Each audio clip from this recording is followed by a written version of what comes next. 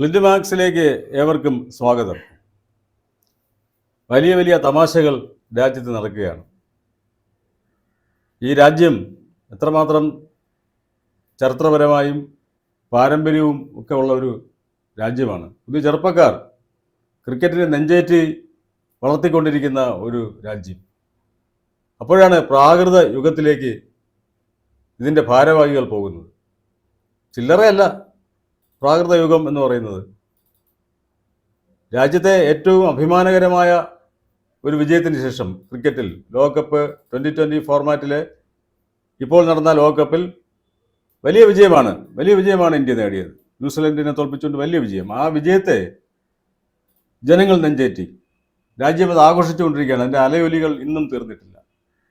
പക്ഷേ ഇതിൻ്റെ ട്രോഫിയുമായി ഇതിൻ്റെ സംഘാടകർ ക്യാപ്റ്റൻ സൂര്യകുമാർ യാദവും BCCIയുടെ നേതൃത്വത്തിലുള്ള അമിത്ഷായുടെ മകൻ ജയ്ഷായും അങ്ങനെയുള്ള ആളുകളെല്ലാം കൂടി ഇത് ഘോഷയാത്രയായി ഈ ട്രോഫിയുമായിട്ട് നേരെ ഹനുമാൻ ക്ഷേത്രത്തിലേക്കാണ് പോയിരിക്കുന്നത്.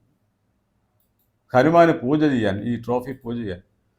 ഹനുമാന് പൂജ ചെയ്താൽ ഒരു പക്ഷേ ഇനി അടുത്ത 50 വർഷത്തെ ലോകകപ്പ് ആ ട്രോഫി തിരിച്ച് വന്നുകൊണ്ടിരിക്കുമായിരിക്കും. പക്ഷേ ഇതിനെ ഒരു അസംബന്ധം നമ്മൾ തുറന്നു കാണിക്കേണ്ടതുണ്ട്. അതിൽ ഏറ്റവും പ്രധാനപ്പെട്ട അസംബന്ധം എന്ന് പറയുന്നത്, ഈ ഇന്ത്യ മതേതര രാജ്യമാണ്. ഇന്ത്യയിൽ എല്ലാ മതത്തിലും പെട്ട ആളുകളുണ്ട്. ഇന്ത്യൻ ടീമിൽ എല്ലാ മതത്തിലും പെട്ട ആളുകളുണ്ട്. ഇപ്പോഴത്തെ ഈ വിജയത്തിൻ്റെ പിന്നിൽ പ്രവർത്തിച്ചവരിൽ ഏറ്റവും മുഖ്യനായി എന്ന് നമ്മൾ പറയുന്ന, അല്ലെങ്കിൽ നമ്മളെല്ലാം കണ്ട സഞ്ജു സാംസൺ ക്രിസ്തുമത വിശ്വാസിയാണ്. അദ്ദേഹം ഒരു കളിയിൽ വൻ വിജയം നേടിയപ്പോൾ അദ്ദേഹം ഗ്രൗണ്ടിൽ മുട്ടുകുത്തി എന്ന് പ്രാർത്ഥിക്കുന്നത് നാം കണ്ടതാണ്. അത് അദ്ദേഹത്തിൻ്റെ വിശ്വാസം. അതുപോലെ ഹിന്ദു മതത്തിൽപ്പെട്ട ഒരാൾക്ക് ആകാശം നോക്കി പൂജിക്കാം, അല്ലെങ്കിൽ പ്രാർത്ഥിക്കാം. ഒരു ഇസ്ലാമിക മതവിശ്വാസിക്ക് അദ്ദേഹത്തിൻ്റെ രീതിയിൽ ചെയ്യാം. അതാണ് ഇന്ത്യ എന്ന് പറയുന്നത്. അവിടെയാണ് ഈ ട്രോഫിയുമായി അദ്ദേഹം ശ്രീ EPN നമ്മൾ ഈ ചർച്ച ഇപ്പം ഇത് ചെയ്യാൻ തന്നെ കാരണം അറിയാമല്ലോ. ഇത് നമുക്കൊന്നും സഹിക്കാൻ പറ്റുന്ന ഒരു കാര്യമല്ല. ഞങ്ങളെ സംബന്ധിച്ച് നമ്മൾ മതേതരത്വത്തിൻ്റെ കൂടെ ഉറച്ചു നിൽക്കുന്നവരാണ്. അതിന് എന്തെങ്കിലും ഒരു പോറലേറ്റ് കഴിഞ്ഞാൽ നമുക്കത് സഹിക്കില്ല. അല്ലെങ്കിൽ ഈ രാജ്യം ഇല്ല. മതേതരത്വം ബലി കഴിച്ചു കഴിഞ്ഞാൽ പിന്നെ ഈ രാജ്യം ഇല്ല എന്ന് വിശ്വസിക്കുന്നവരാണ് ഞങ്ങൾ. അതുകൊണ്ടാണ് ഈ ചർച്ച. ഞങ്ങൾ എന്താണ് താങ്കൾ?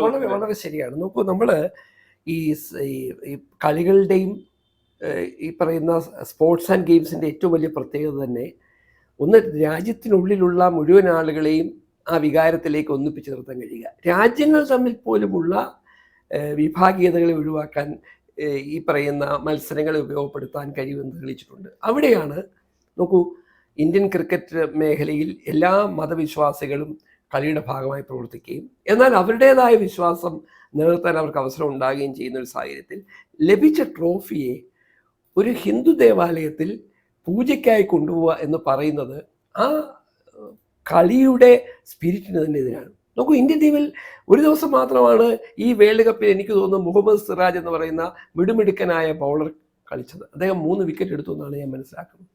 സഞ്ജു സാംസന്റെ കാര്യം നമുക്ക് പ്രത്യേകം അറിയാം. ഇതിനു മുമ്പ് നടന്ന വൺഡേ ലോകകപ്പിൽ, വനിതകളുടെ ലോകകപ്പിൽ അതിനിർണായകമായ മത്സരത്തിൽ ഇന്ത്യയെ ഫൈനലിലേക്ക് എത്തിച്ച ഒരു പെൺകുട്ടി ബോംബെക്കാരിയായ ഒരു മറ്റു മതവിശ്വാസിയാണ്, ക്രിസ്തു മതവിശ്വാസി. അപ്പൊ ഇവിടെ അത് ആ കുട്ടി അങ്ങനെ ചെയ്തു എന്നുള്ളതിന്റെ പേരിൽ അദ്ദേഹത്തിന്റെ ആ കുട്ടിയുടെ അച്ഛനെതിരെ അത് മതപരിവർത്തനത്തിന് സഹായിക്കുന്ന ആളാണ് എന്നൊക്കെ പറഞ്ഞിട്ട് സംഘികൾ വലിയ ഒരു സോഷ്യൽ മീഡിയ വഴി വലിയ പ്രചാരണമാണ്. ഇവിടെയാണ് നോക്കൂ, ഇന്ത്യ എന്ന മതനിരപേക്ഷ രാജ്യത്തെ മുഴുവൻ ജനങ്ങളും ക്രിക്കറ്റിനെ എല്ലാ അവരുടെ പ്രാദേശികമായ വികാരങ്ങൾക്കും അതീതമായി സ്നേഹിക്കുകയും അതൊരു ഇന്ത്യൻ ദേശീയതയുടെ വികാരമായി മാറുകയും ഇന്ത്യൻ ടീമിൽ തന്നെ എല്ലാ മതവിശ്വാസികളും ഒന്നിച്ച് കളിക്കുകയൊക്കെ ചെയ്യുന്ന ഒരു നാട്ടിൽ ട്രോഫിയുമായി ഹനുമാൻ ക്ഷേത്രത്തിൽ പൂജയ്ക്ക് പോകുക എന്ന് പറഞ്ഞാൽ മറ്റുള്ളവരുടെ വികാരത്തെ നാളെ പള്ളിയിലേക്ക് കൊണ്ടുപോകും.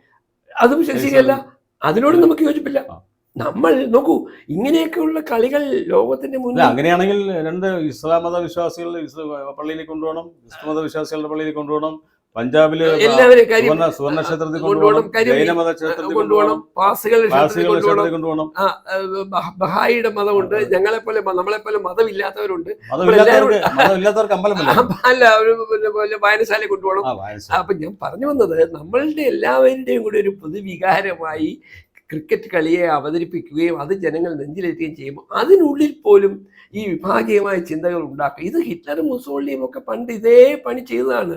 ഫുട്ബോൾ കളിയുടെ പേരിൽ വംശീയ വികാരം ഉണർത്തിക്കൊണ്ട് പല ശ്രമങ്ങളും നടത്തി ഹിറ്റ്ലറെയും പിന്നീട് മുസോളിനി നമ്മൾ കണ്ടു. അതിനേക്കാൾ മോശമായ രീതിയിൽ ഈ മാറി ലോക നമ്മൾ സാഹചര്യത്തിൽ. തമാശയ്ക്ക് പറയുമല്ലോ മുണ്ടുടുത്ത മുസോളിനിമാരെന്ന് പറഞ്ഞു. ഇപ്പൊ മുണ്ടുടുത്ത മുസോളിനിമാരും മറ്റേ ഗോസായി വേഷമിട്ട മുസോളിനിമാരും ഒക്കെയാണ് നമ്മുടെ അതെ രാജ്യത്തെ അതെ അതെ എന്താണ് അതെ അതെ അതെ നോക്കൂ, ക്രിക്കറ്റിനെ നമ്മൾ രാജ്യാന്തരമായ സൗഹൃദങ്ങൾക്ക് വേണ്ടി ഉപയോഗപ്പെടുത്തണമെന്ന് പറയുന്നവരാണ് നമ്മളൊക്കെ.